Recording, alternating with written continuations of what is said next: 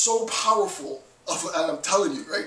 If it plays out properly, the Occupy movement is going to become so powerful of a movement because despite differences in geographic location, despite linguistic barriers, despite educational barriers, despite even economic barriers, individuals will be able to both virtually and physically participate in this social transformation. Now, it will be on the obligation will be on the organizers to figure out what that transformation will be. I don't even know what that thing is yet. I know what the occupation movement is now, but what the occupation movement has to do and has been doing is to slowly and gradually open its arms to ever more marginalized populations. You lost your home, you're on with us. You were swindled out of your pension, you're on team with us. You're a student that's disgruntled, you're on team with us. You are a former exec that lost everything and had to sell pizza 9 to 5, you're on board with us. You are part of the 1%, but you believe that you should be taxed more, you're on board with us, right? To increasingly recognize that it isn't just this black and white, us versus them mentality, that we're all within this movement together, and that all of our individual stories play into the large, epic superstructure narrative, which is one of freedom, one of liberation. And for me, it's at that point that it just becomes magical, right? But it's not this freedom from it's not physical chains, it's not even mental chains. It's freedom in a recognition that we objectively, individual participants, objectively, as far as Simul is saying, right?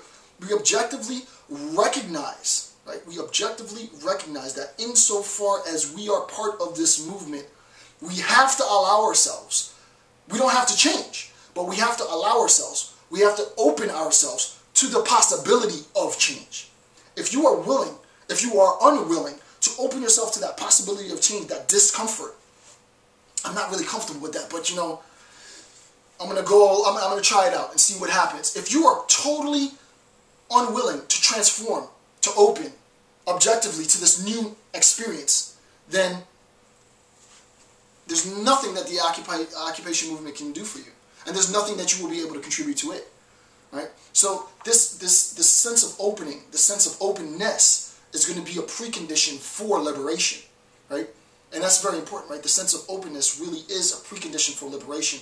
And without getting too much deeper, insofar as I recognize my position as an individual, as an instructor, I recognize that, as I said in my last video a couple hours ago, I've been doing this before Occupy, I'll do this after Occupy, but since this is what I do, and this is what I do best, then I'm going to allow Occupy to, in a sense, if you're into seances, I don't want to sort of go off too deep because I'm going to lose a whole... You should be open, though. You should be open. This is the point. So, whether you're into seances or not, in seances, there's this sense of channeling, right? So, if it's a spirit, you believe that... And I'm not trying to sell you on this, right? But the idea is that you believe that in a state of meditation, you can channel a spirit, or you can channel an energy flow, and that thing will sort of work its way through you, and then you just become a vehicle for this spirit. Insofar as I'm a global educator, I look at the Occupy movement as not necessarily a spirit in some supernatural sense, but the occupation movement as an energy, and allow that energy to flow through me, right? And insofar as I participate, insofar as I watch videos, insofar as I read, insofar as I lecture, there is a sense in which I open part of myself, I open part of myself to this new experience and allow it to filter through what it is that I do every day, which is lecturing.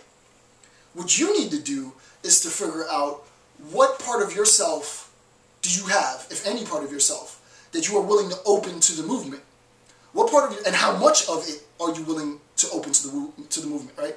So what is it in terms of contributions of time, in terms of contributions financially, in terms of contributions as far as your skill set, if you're a programmer, if you're a lecturer, if you're an engineer, if you're a nurse or blah, blah, blah, whatever it is that you are, What part of you are you willing to open to the movement, and then allow the movement to work its way, sort of channel itself through you?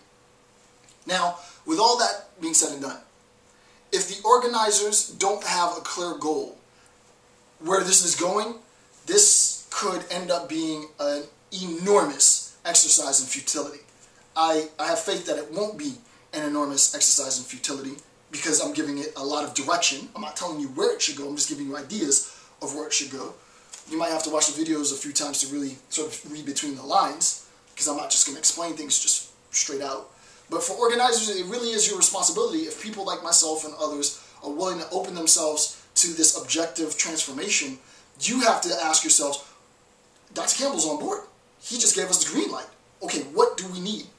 We got to send signals to the world so that the world recognizes this is where we want it to go. So let's kick it into the next phase. Let's kick it into the next gear so that we have an understanding of what's coming next, right? But without that awareness socially, it's doomed to just be stuck in this sort of stagnant phase. I don't think it's stagnant now, but it could potentially become that. Last thing before we end, the Occupy Wall Street movement is so diverse in its goals and its constitution, because it is a clearinghouse of freer individuals trying to locate an understanding of their place in an evolving social reality. I actually like how that sounds. Not to pat myself on the back, but you know, I'm trying to find myself in my position in this new social reality. I really am trying to find myself as a person, as an instructor, as a dad, as a husband, as a global educator. I'm trying to find myself, literally. Who am I in relation to the Occupy Wall Street movement, right? I want to give so much to this movement. I think I've given a whole crap load already. We're, what, 6 hours in now, right? Past the halfway mark. The goal was to go to 10, and I'm going to be able to do that rather easily. But the point is, I'm anticipating. It's like Christmas Day. It's like, okay, what's next? What's next? What's next? After this is done, after I finish my 10 hours, I don't want to have to hang up my hat. I'm ready for phase 2. I'm ready for phase 3. I'm ready for the next instantiation of this movement. Because after I finish the lecture series, if 2-3 months go by and nothing transforms, there's not a goal as to where this is going.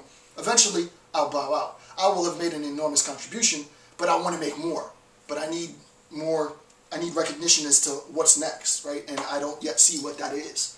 So, I'm going to end on that note. With that, I want to thank you for taking the time to watch my section on the Occupy Wall Street. This concludes the section on George Simmel's The Stranger. I'll be going on to section 4, I think. Yeah, I'll be going on to section 4 next. I want to thank you for taking the time to watch my videos. I'm Dr. Jason J. Campbell. Have a good day.